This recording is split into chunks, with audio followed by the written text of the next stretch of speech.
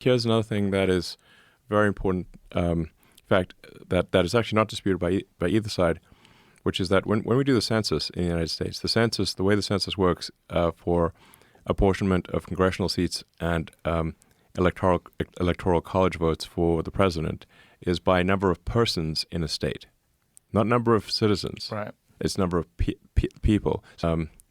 But the way the law reads right now, is that if you are a human with a pulse, then you count in the census for allocating congressional seats and presidential votes. It doesn't matter whether you're here legally, illegally, and if you're a human with a pulse, you count for congressional apportionment.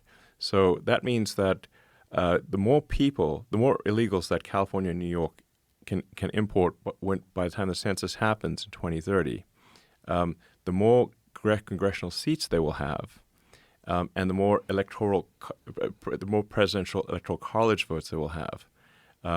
So they're trying to get as many illegals in as possible ahead of the census, and because all human beings, even tourists, count for the census. We'll get more presidential electoral college votes, that would get them the House, a majority in the House, and they would get to decide who is president. Literally based on illegals. These are not disputed facts by either party. But that's in Ken. Yeah, this is not a.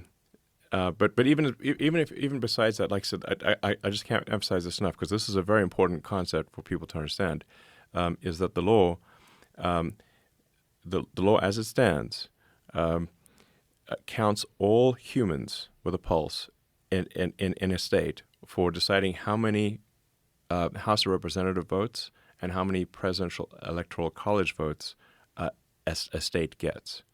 So the incentive, therefore, is for California, New York, and Illinois to maximize the number of illegals, so that they take House seats away from red states, assign them to California, New York, Illinois, and so forth.